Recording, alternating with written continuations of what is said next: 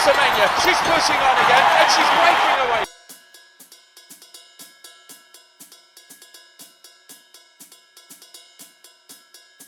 Everybody knows the famous shoe brand called Nike. But wait, what is this shoe doing here? Let me take you through the story of Nike, how they created the iconic logo, the design process, and all the inspiring stories that make them to the top.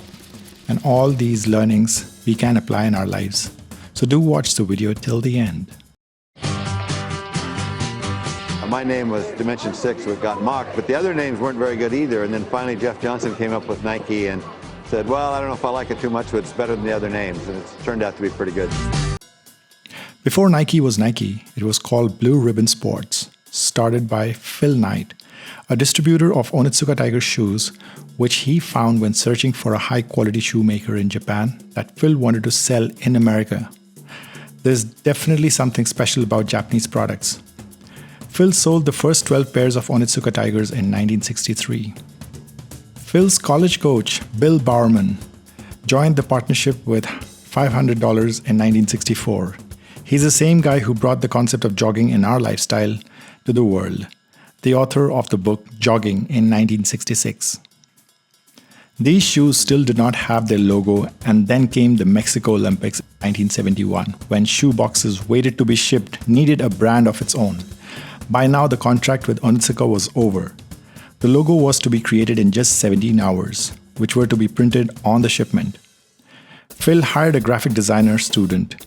Her name is Carolyn Davidson, who came up with the swoosh icon after many iterations within 17 hours. The rate of $2 per hour, the Nike logo was formed in $35, but that is not the end. I guess there weren't hundreds, but it just felt like it at the time. When we gave her the $35, we did ask her not to cash it right away. We decided to have this little day to pay our respects, and I guess we have one or two other small tokens of our appreciation and affection. Later, the company also offered her 500 shares of the company, which is now worth millions of dollars, and Nike also presented her with a diamond ring with the swoosh logo. This is how ethical companies value their design asset and not exploit, which mostly happens in the other parts of the world. And sadly, these industries do not realize how much of a harm they are doing to themselves by devaluing design. The swoosh symbolizes movement, motion, and speed. It also symbolizes the tick or check mark, and also inspired by the shape of the wing of the Greek goddess Nike, the Greek goddess of victory. It also evokes the imagery of a sprinter flying off the block. Our takeaway from the entire logo design process, the swoosh symbolizes multiple meanings that all lead to the philosophy of the brand. The logo is as clean and simple as it can be. The font used is clean, sans serif variation and on italic formation to denote movement. Do not make your logos complicated. It should be identified within 1 second when the viewer sees it. Now let's move to the design study, and we'll take the Nike Air as an example. Before the colorful Nike Air, there were Air versions like Airship and Air Force, but they were all very basic, safe whites and off-whites. The then creative director Tinker Hatfield worked and came up with the concept of having air trapped between the sole. The management were like, is he out of his mind? He fought and convinced everyone in the company to make his ideas to reality, and that is what is another learning for us. Well, that's great, but how are we going to fit an air sole this wide into our midsoles? Yeah, but why not just show it? You know, it's not a bad idea to let people actually see what an airbag looks like. As a matter of fact, I've got a drawing here that actually shows what a shoe could look like with a visible window in the heel. If you feel strong about your idea, you need to have a justified discussion and productively fight for your designs and not let them dilute just because some non-creative corporate guy feels that it is not in trend. When you do something different, you have to have a pretty thick skin. People are going to take shots at you. They're going to criticize what they don't understand. I just remember people being very upset about it, and the head of marketing for running was not in favor of that shoe. And designers naturally tend to think ahead of time, and if those ideas were diluted, we would have never had the Air Max or even the iPhone Pro Max, for example. When Tinker was traveling to France, he got inspired by this colorful building called the Centre Pompidou in the middle of the regular buildings, and he brought the same inspiration to bring colors to the Air Max line from where the bright accents that broke traditions of neutral colors in the Air Max 1, designed in 1987. And it also had the visible air unit. The 90s was about the hip-hop culture, street graffiti, and the Air Max 1 found its true identity between sports and culture. It was also the time of fascinating Italian sports cars and their aerodynamic features that inspired the Air Max 90, which had ribbed heel medallion, the aerodynamics, and the entire feel of a sports car, presenting the Nike Air Max 90. It was not just sports, but the brand influenced lifestyle and cultures from musicians wearing on the cover of their music album and bringing in birth of the sneaker cult. Designer Sergio Lozano, who was highly inspired by human anatomy, the inspiration of the Air Max 95 came from the human anatomy and the prevalent neon trend back in the days.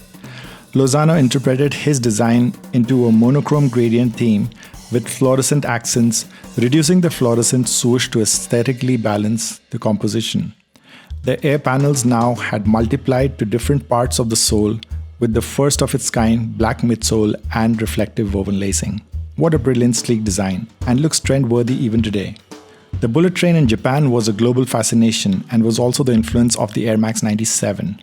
The air cushion gets longer through and through the sole. The streamlined panel feature is the visual interpretation of the bullet train. Now let's talk about how the community was built. Well, people started wearing the Nike editions from the time they were born, so that's how it was connected.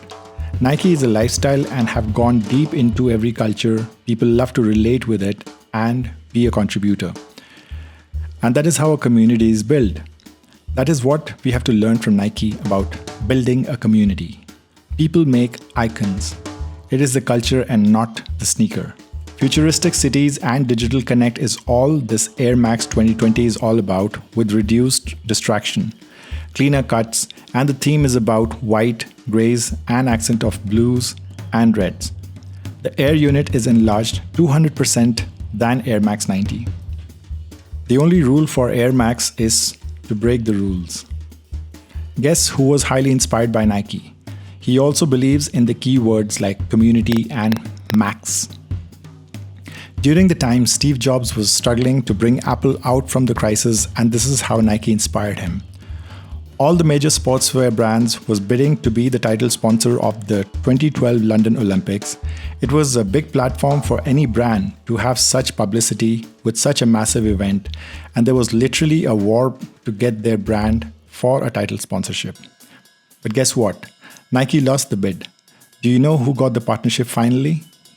Adidas backed the solo and title sponsorship at the cost of $150 million. This assured Adidas that they will be the only brand that will have the visibility, and all the other brands were prohibited.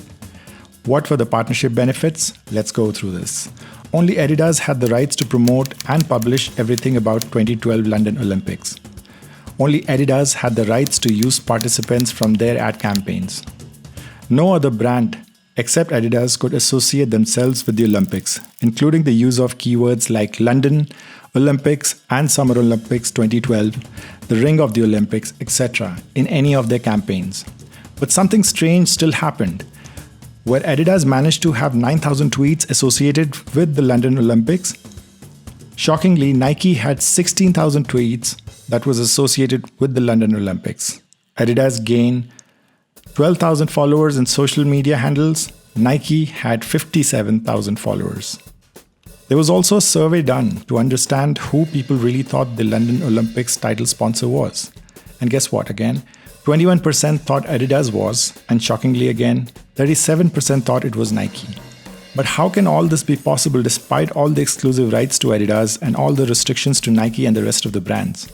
Nike had figured their way out between all the restrictions. Regardless of the sponsor, the athletes were free to wear the shoes they preferred. Nike provided 400 Olympians the quirky lineup of shoes made with gold and neon yellow, and they also called the collection Bold. Guess what was bold sounding like? This color combination particularly were very eye-catching, and imagine so many athletes wearing the same color shoes made a prominent mark in the Olympics. Do you see the importance of color in the entire brand war? The second loophole they figured was only London of UK was prohibited.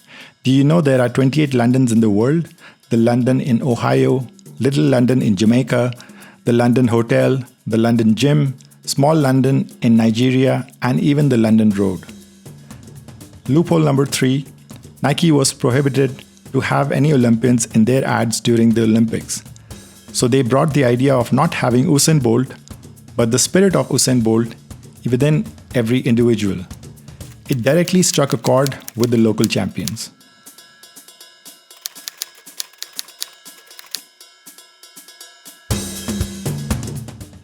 Despite all the big restrictions, it was impossible for any brand to make an impact if they were not the title sponsors.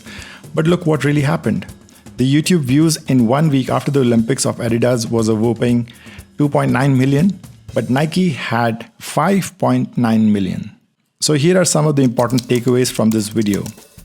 Even after all the restrictions, there can always be a loophole that you can ride on and take a big win. The only difference between ordinary and extraordinary is that little extra. Get out of your comfort zone, because life begins beyond your comfort zone.